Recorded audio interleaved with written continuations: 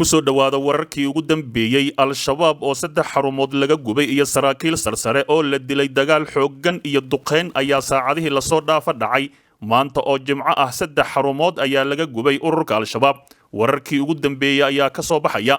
ciidanka qaranka Soomaaliya ayaa maanta howlgal qorshaysan ka fuliyay magaalada Bu'aqable ee gobolka Hiiraan halkaas oo khasaaro culus loogu geystay kooxda al-shabaab sida ay shaacisay dowladda federaalka Soomaaliya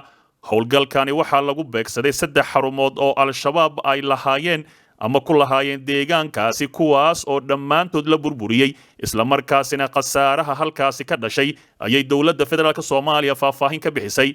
goobta ugu horeysa waxa ay ahayd garaash ay al-shabaab u yaaleen ilaa 20 gaari oo ah kuwa dagaalka dhammaantoodna waa la burburiyay iyadoo laga dhigay howlgab aad u xooggan ayaa lagu yiri qoraalkani ka soo baxay wasaaradda warfaafinta howlgal kale ayaa ka dhacay xarunta ay degenaayeen maamulka sare ee al-shabaab u qaabilsanaa magaaladaasi taas oo gabi ahaanba dhulka lala simay sida warbixinta lagu sheegay sidoo kale waxaa warbixinta lagu sheegay in xaruntaasi lagu dilay 5 xubnood oo al-shabaab ah mid ka mid ahna uu ahaa sargaal sare oo awood badan howlgalka ugu dambeeyay waxaa lagu beegsaday isbaaro ay ku sugnaayeen kooxda al-shabaab banaankeeda hore ee magaalada Bu'aqable halkaas ayaa lagu laayay maleeshiyaadkii goobta ku sugnaa amaba dukum daakum ayaa laga dhigay halkii isbaarada u taalay ayaa warbixinta lagu yiri inta la xaqiijiyay howlgalka waxaa al-shabaab uga geeriyooday 18 al-shabaab ahi oo 2 ay horjoogayaal tahay amaba saraakiil sarsare ay yihiin waxaana la burburiyay 20 gaari oo ah kuwa dagaalka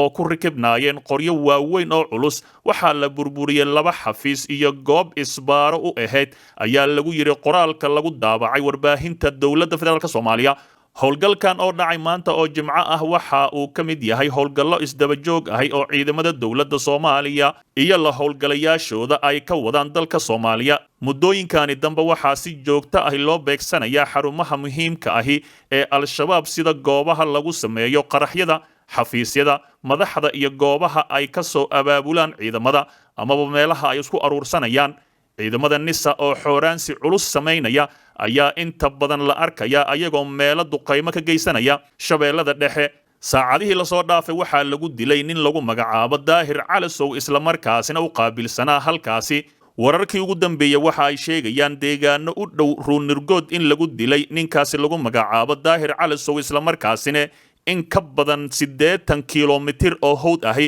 ayaa ciidamada dowladda federaalka Soomaaliya iyo kuwa al-shabaab saacadihii u dambeeyay ku dagaalamayaan haddii halkaasi ay ka gudbaan ciidamada dowladda federaalka Soomaaliya waxa u sahlanaan doonta in ay ceelbuur gacanta ku soo dhigaan